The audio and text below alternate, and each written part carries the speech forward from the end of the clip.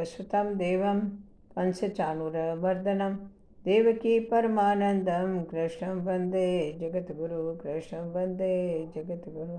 देखो, आज आपको बताती हूँ अपना और पराया क्या होता है। फ़ोन की घंटी सुनी, मगर आलस की वजह से वो रजाई में ही लेटी रही। उसके पति राहुल को आखिर उठना ही पड़ा। दूसरे कमरे में पड़े फ़ोन की घंटी बजती ही जा रही थी। इतनी सुबह कौन हो सकता है जो सोने भी नहीं देता। इसी चिड़चिड़ाहट से उसने फ़ोन उठाया, बोला हेलो कौन। तभी दूसरी तरफ से आवाज़ सुन सारी नींद खुल गई। अरे नमस्ते पापा।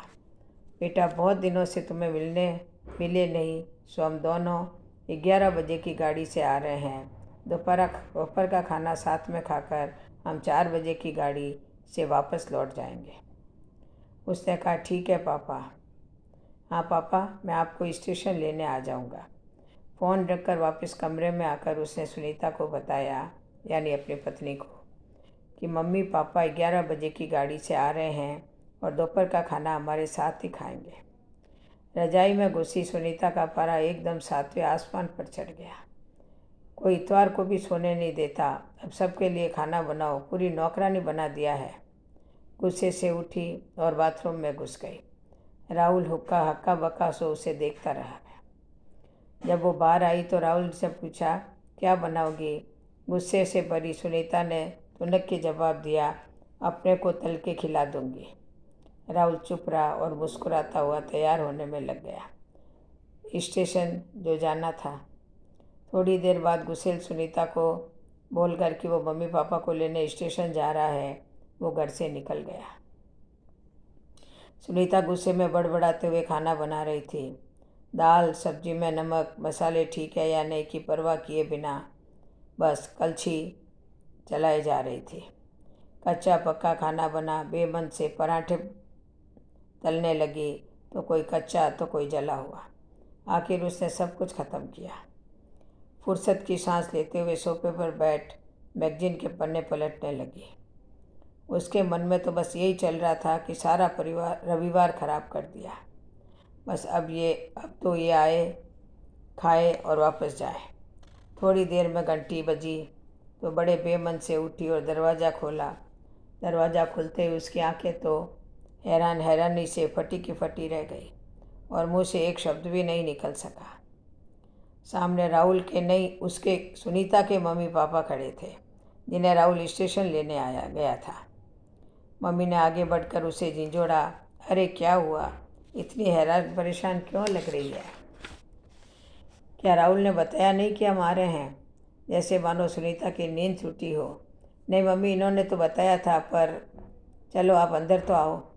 राहुल तो अपनी मुस्कुराहट रोक नहीं पा रहा था। कुछ देर इधर उधर की बातें करने में बीत गया। थोड़ी देर बाद पापा ने कहा, सुनीता गप्पे ही मारती रहोगी या कुछ खिलाओगी भी। यह सुन सुनीता को मानो सांप सूंघ गया। क्या करती, बेचारी को अपने हाथों से ही बनाए अधपके और जले हुए खाने को परोसना पड़ा। मम्मी पापा खाना तो खा रहे थे, मगर उनकी आंखों में एक प्रश्न था जिसका वो जवाब ढूंढ रहे थे। आखिर इतना स्वादिष्ट खाना बनाने वाली उनकी बेटी आज उन्हें कैसा खाना खिला रही है। सुनीता बस मुंह नीचे किए बैठी खाना खा रही थी। मम्मी पापा से आंख मिलाने की उसकी हिम्मत नहीं हो पा रही थी। खाना ख़त्म कर सब ड्राइंग रूम में आ बैठे। राहुल कुछ काम है, अभी आता हूँ कहकर थोड़ी देर के लिए बाहर निकल गया। राहुल के जाते ही मम्मी, जो बहुत देर से चुप बैठी थी, बोल पड़ी, क्या राहुल ने बताया नहीं था कि हम आ रहे हैं। तो अचानक सुनीता के मुंह से निकल गया, उसने सिर्फ यह कहा था कि मम्मी पापा लंच पर आ रहे हैं। मैं समझी उसके मम्मी पापा आ रहे हैं। फिर क्या था। सुनीता की मम्मी को समझते देर नहीं लगी कि यह मामला है। बहुत दुखी मन से उन्होंने सुनीता को समझाया, बेटी हम हो या उसके मम्मी पापा, तुम्हें तो बराबर का सम्मान करना चाहिए। मम्मी पापा क्या, कोई भी घर आए तो खुशी खुशी अपनी हैसियत के मुताबिक उनकी सेवा करो। बेटा, जितना किसी को सम्मान दोगी उतना तुम्हें ही प्यार और इज्जत मिलेगी। जैसे राहुल हमारी इज्जत करता है, उसी तरह तुम्हें भी उसके माता पिता और उसके संबंधियों की इज्जत करनी चाहिए। रिश्ता कोई भी हो, हमारा या उसका, कभी फ़र्क नहीं करना चाहिए। सुनीता की आंखों में आंसू आ गए और अपने को शर्मिंदा महसूस कर उसने मम्मी को वचन दिया कि आज के बाद फिर ऐसा कभी नहीं होगा।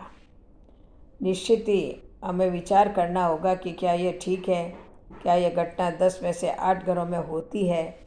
हम ही अपने बड़े बुजुर्गों माता पिता का सम्मान नहीं करेंगे तो हमारा सम्मान कौन करेगा।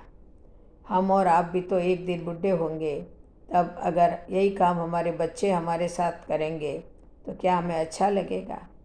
नहीं ना। तो आओ हम सब मिलकर समाज, राष्ट्र, देश की नहीं, पूरी दुनिया को एक नई दिशा दें, जो कि हमारी संस्कृति है। जैसे पति के माता पिता को पराया नहीं समझना चाहिए, उनको भी अपना ही समझो, अपने और पराये में भेद करना छोड़ दो। बोलो जय श्री कृष्ण, जय जय श्री राधे।